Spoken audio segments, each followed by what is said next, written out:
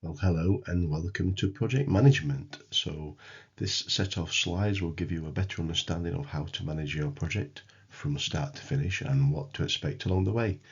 You will never look at a property the same way once you know this. So first of all, we'll deal with a little bit of health and safety. So the fire alarm is not expected to go off during this. So if it does, make your way to the emergency exits. So the emergency exits, I'm sure you're aware of where they are.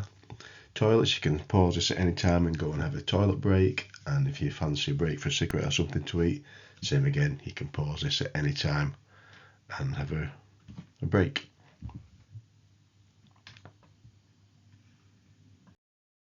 So what you will get out of this training, so you'll get a better understanding of building and terminology, what to look out for when doing viewings, programming and sequencing of works, trades, health and safety, asbestos, CDM responsibilities, managing your builder's work from demo through to handover, and information, which is the most important, transferring from who has it to who needs it. You can find me on social media, so you can find me on Facebook, Twitter, Instagram, and on YouTube. So the topics we will cover today: what is a project manager, responsibilities, contractors, health and safety, trades, programming of the works, and managing the project. So now we'll do the icebreaker. So who's good at maths? Hands up. I'm only joking. So how many properties have you managed the refurbishment of, including your own home? So I'll just give you a few seconds just to think about that. So it could be, I don't know, if you've got 1, 2, 3, 5, 10.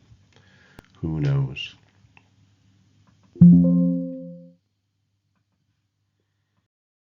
So how many properties have I refurbed?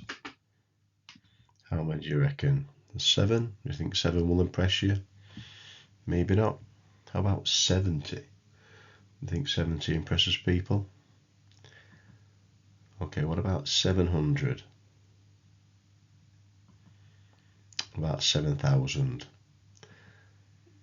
Yep, only about 7,000. So sorry if you expected more, but that's how many properties I've refurbed over the last 20 years as a site manager. We're looking at about 400 to 500 per year, which works out roughly 10 a week, and that's roughly 2 per day.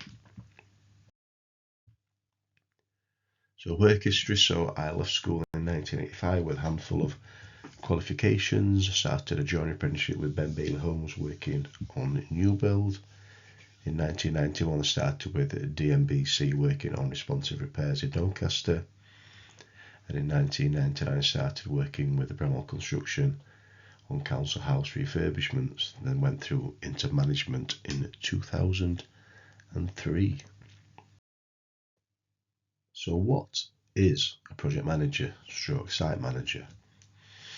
So imagine you're doing a project, a house refurbishment, which could include a kitchen, bathroom, electrical work, heating, many more items. If you're carrying out this work, you would be managing this project, so you would be a project manager. So if you had 5, 10, 20, 30, 40 of these all at once, this is a site. So this is what I do. This is a site manager. So running a construction contract, which could be a refurbishment of up to 400 properties to refurb in a year, is normal. So responsibilities, so I'll be dealing with contractors and clients, looking at health and safety, managing the contract to come under budget and time, programming and running the contract. Sometimes you have to be a social worker, sometimes you have to be a counsellor. So contractors, you have to manage the contractors and their expectations. So you have to work out everything you want them to do, including what is in their package, how many visits you need and when you need them to attend, what you are supplying and what they are supplying, whether it's just they're supplying the labour only and you supplying the materials, or a bit of each. Some things you might be able to get cheaper than they can if you run part of the LMPG. So you need to make sure that everything that needs to be done before they attend is done, and they can just carry on with the job when they get there. They just want to get to work and earn money. So if they're unable to, they will go to another job that they know they can earn money. So you are responsible for your own and everyone's health and safety on site. You can be prosecuted for your actions or omissions, which simply means you can be found guilty if you do something or fail to do something you should have done, like not putting barriers around an excavation and someone falls into the hole and gets injured. It is your responsibility. We'll cover more health and safety in detail later. So managing the contract to come on or under budget and time. Unfortunately, this is almost impossible. If you want a quick job, this will cost you in money and the quality will suffer. And if you want the job to be at a good standard, the job will take longer and it will cost you time and maybe more money. So you will not be able to price for everything in the project. There will be hidden work that you didn't see until the work starts. So don't blame yourself if when things crop up that you should have seen them, and there will be things that go wrong along the way. Programming and running the contract. So you will need to do a program for the work. There are a number of software solutions out there that you may be familiar with. I've used a few, but I just prefer to use Excel and do a nice simple program in Excel. You will need to work out all the different stages of work, when and how long each task will take, plus any drying time. So if you're plastering the kitchen, you must leave some drying time, whether it's over a weekend, a few days, depending on the weather, just to let the walls dry. It's no good fitting kitchens while the plaster's still wet, because all you're going to get is mouldy backs of units. You're not expected to know everything. Just ask each trade how long each of their tasks will take and when they need to be done. When you work out what suits the whole project, the plumber, the electrician will both want to do the first fix before the other, but you need to decide which one is the best to go in first. Social worker counsellor.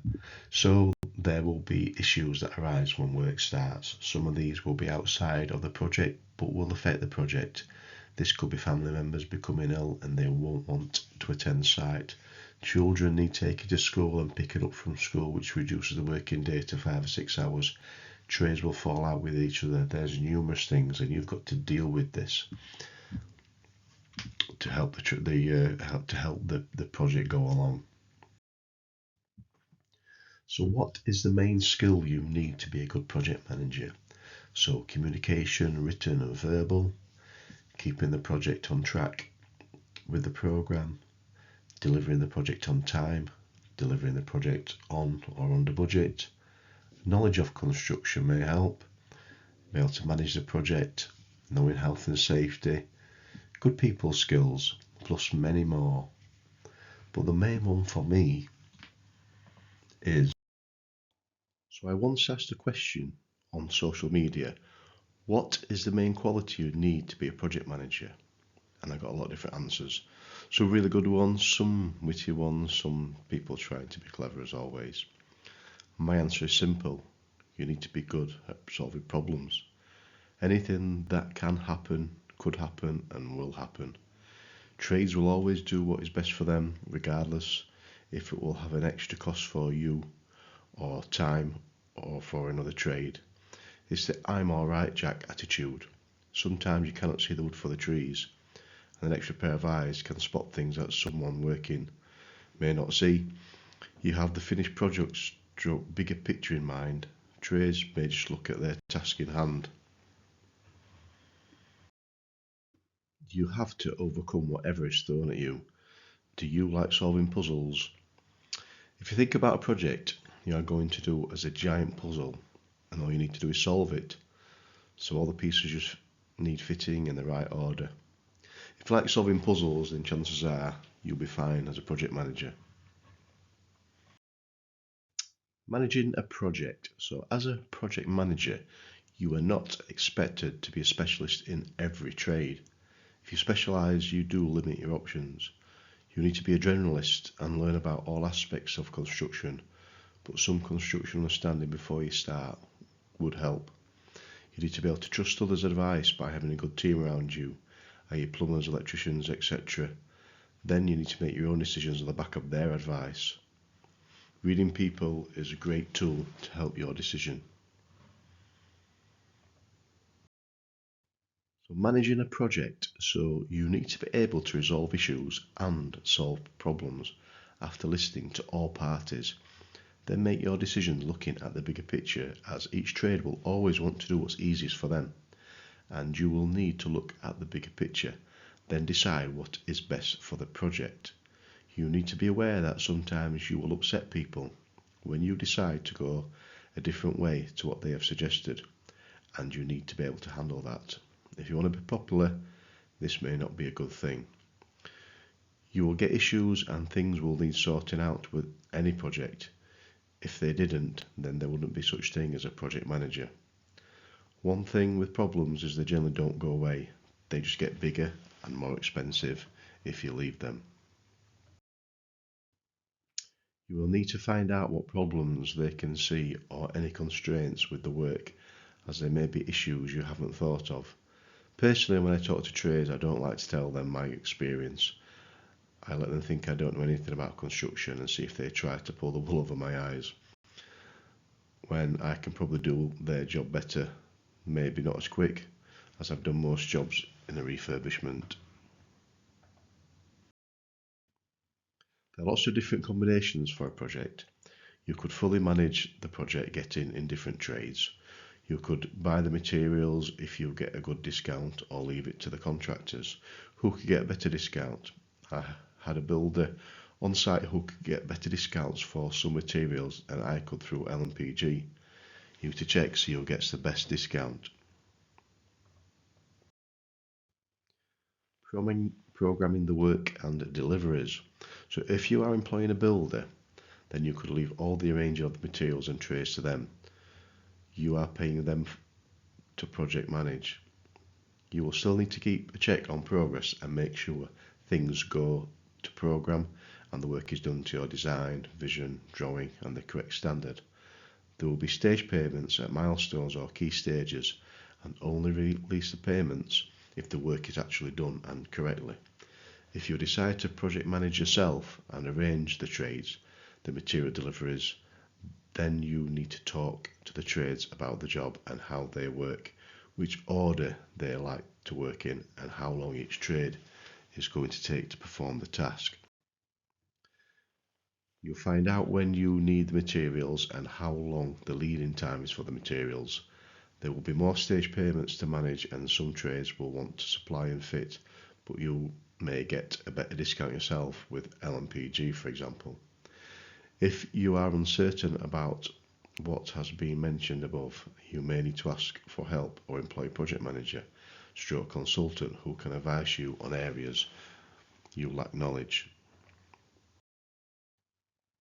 So task 1, so now just imagine that you're doing a small kitchen and bathroom refurbishment. Which trades would you put in which order? So these are the only trades you need for this project. Each trade takes 1 day to do each task, so plastering is done in 1 day, etc. So which order would you put them in? So if you can get a piece of paper and a pen and just pause the training just here, and then we can return where you started. So this is the list of trades. So you've got a wall tiler, a joiner, a kitchen fitter, 4-layer, first fix electrics, plastering, first fix plumber, demo, painter, second fix electrics and second fix plumbing. So if you put them all in that order, and then you're going to have a pretty shambolic job once it's all done.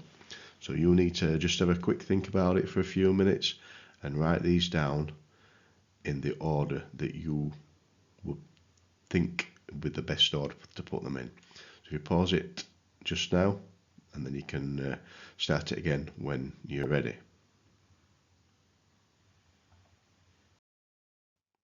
So which order would you put them in? You need to think about the consequences if a job isn't done at the correct time.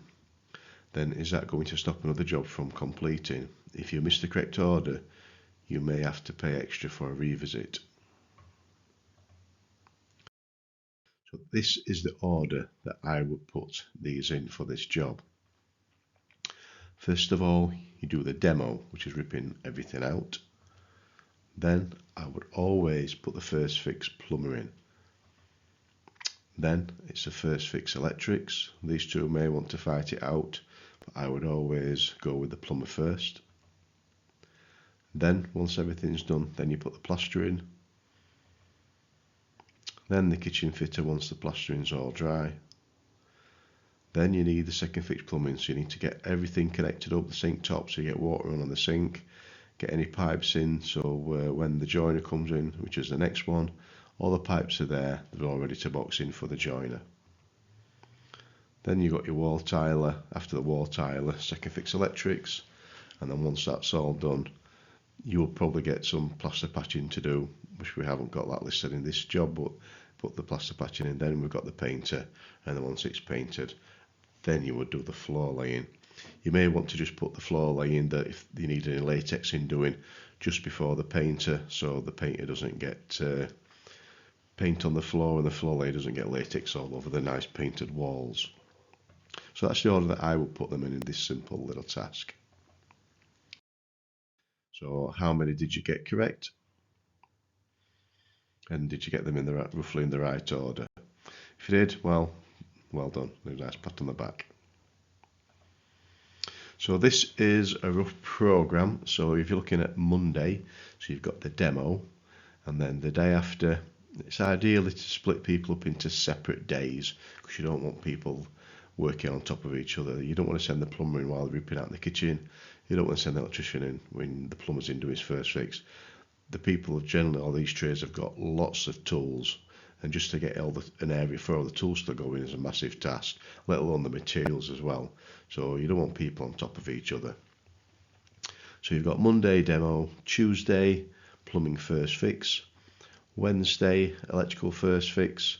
All these tasks should just take one day to do. Plastering, a good plaster can plaster a kitchen in a day. And then Thursday, if it goes into Friday, so be it for him to finish off. But then you've got the weekend, Saturday, Sunday for it to dry out. Depending on the time of year, in the summertime, it's going to dry out pretty quickly. In the winter, it might need a little bit longer. But in this task, it's all dried out nice for Monday morning. You've got your kitchen fitter, gets fitted on Monday, and then Tuesday, you've got second fix plumbing. Wednesday, second fix joiner. Thursday, you've got your wall tiler.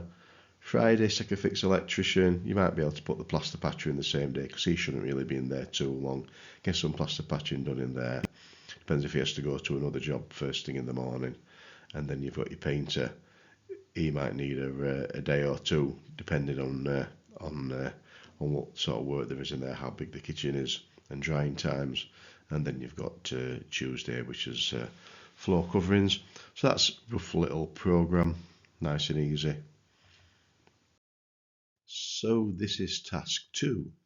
So imagine that you have a refurbishment project and you are renewing the heating and removing a chimney breast. So this consists of a fire with a back boiler and the heating controls on the chimney breast. You will need a plumber to remove the back boiler and an electrician to make the electric safe, then the chimney breast can be removed. So if this is all in a living room and you've just got a general living room wall with a chimney breast, and then afterwards it's just going to be a blank wall, and then the chimney breast can be removed once the electrician and the plumber have done their first fix. But if this is in a kitchen and the sockets and gas are to be run where the chimney breast is, once it's removed, then the chimney breast needs to be removed before the electrician and plumber can do the first fix. So you will need to program this in and get the electrician and plumber to call to isolate the fire so the chimney breast can be removed ready for the first fix. I hope that makes sense. So each project you work on will be the same but slightly different. You could have a pair of semi-detached next door to each other and you'll have different work done over the years, so you have to look at each job differently. So if you were to program the works, in which order would you do them? Let's say the chimney breast is in the kitchen and this needs to be removed before the first fix plumbing and electrics. So can you think of which trades you need and in what order from demo up to plastering? So if you can get a pen and a paper and then write these down, and then if you want to pause this section and then we can reconvene once you've got them in the right order.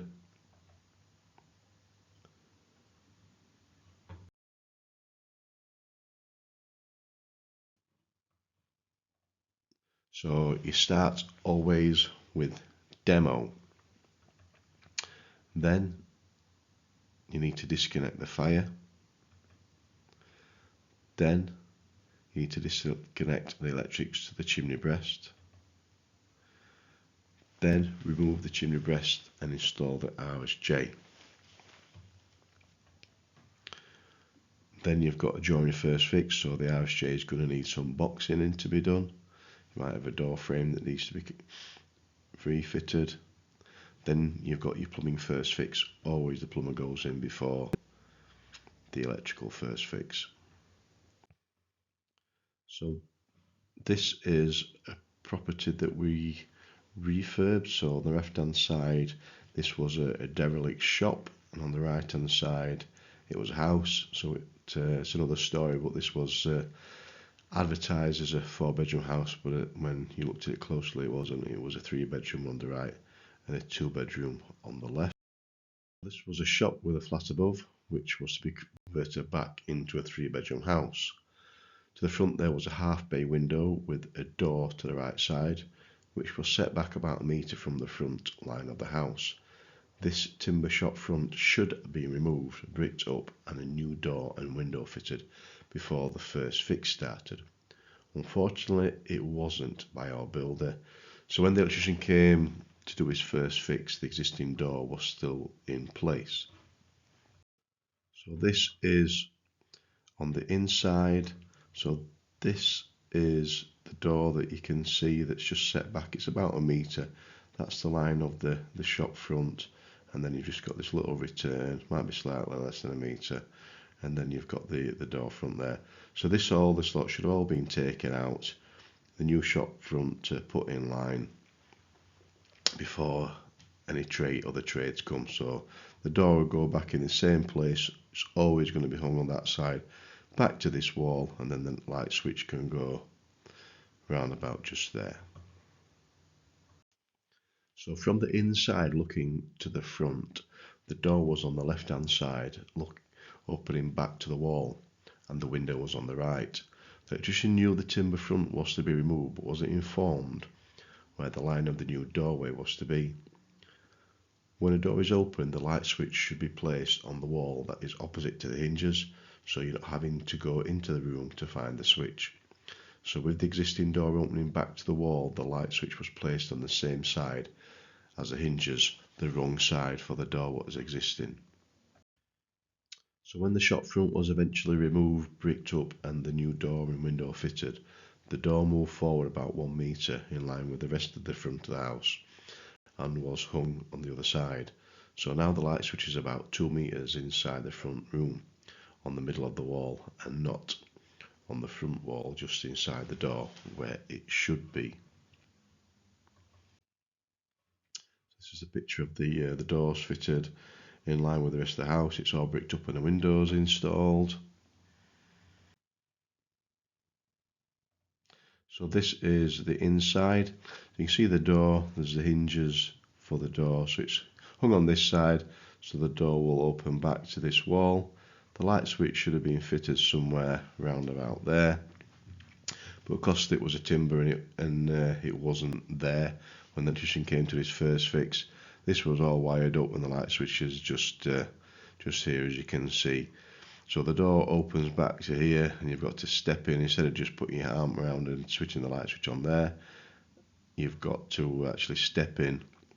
It's not the end of the world, I suppose, but it's not an ideal place. At least it's not in the corner here, so you've actually got to go in and go round the door and then close the door to switch the light switch on. At least it is there, so when you're coming in, opening the door, you can't actually see it. It's not the end of the world, but it's all just little details like this that you just need to be thinking of and be aware of, because lots of little details like that can all make up a project looking really bad. So it's very important to work out where everything is going, even if you do a sketch like this to give it to everybody to work from.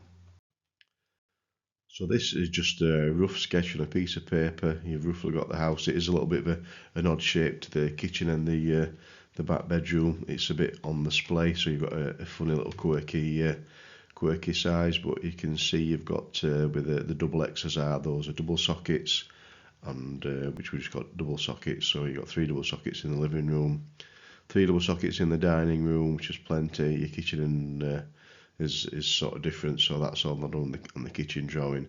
And then your bedroom, same again, 3 double sockets in each bedroom, and then you've got a socket on the double socket at the top of the stairs, so you can plug the hoover in, and that's plenty of sockets that everybody's going to need going forward in that property. So you can do this, you can do it a bit neater. If you want to do it on PowerPoint or something, then you can do a proper drawing if you've got access to CAD, I suppose. But generally, a piece of drawing, it's quite clear and it shows everybody where everything goes, all the ways that the doors are opening. On this drawing, I never put the light switch where the light switches should be, so maybe that was part my fault. Really, Sparky should have known that the light switch always goes on the opposite side to the hinges, and then it's always inside the room, and unless you get told it's outside. So it really is the electrician that should have done that, but then the builder should have got his wall moved back, so the wall would be there for the electrician to put his light switch on. So that was a sketch I did. I did showing where the sockets and radio positions, the light switches always go to the opposite side to the hinges, so you are not going to walk into a dark room and leaning around the door to find the switch. Unfortunately, in this example, the light either the information wasn't passed on to the electrician about the door position, and the sequence of works were wrong, as the shop front should have been altered before the electrical first fix. So who's on first? Love Abbott and Costello, and if you watch that Who's on First, if you've not seen it, I suggest you go on YouTube and you look at this Who's on First, because it's side splitting. First time that you see that, it's very funny. So first fix, do you know what a first fix is? So who's on first? So the first fix is all the work that is done after the demo, so once everything's been ripped out and the structural alterations, right up to the plastering stage, which is everything done before the plasterer goes in and makes the walls all nice and smooth. So you have a few different trades that need to do work before plastering, and making sure they are done in the right order is key to the job running smoother. So the most common trades are, you've got a joinery first fix, you've got a plumbing first fix, electrical first fix, you might need to get the windows and doors fitted, and then you've got bricklayer, which will have to come in and do some patching.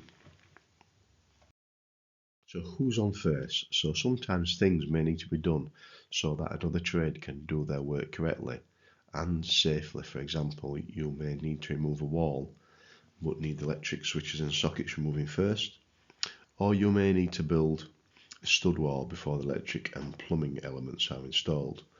You may not have availability of all trades when you want them, so you may need to put a different trade in before you would like to. In a normal refurb, this is how I would like to do it. So that's the end of this section. I hope you've enjoyed it. If you like what you've been watching and you want to see more, then make sure you like, subscribe for more content. If you'd like to know more about the different training packages, then please message me on Instagram. So for now, it is goodbye from me. And these are the different places that you can find me on social media.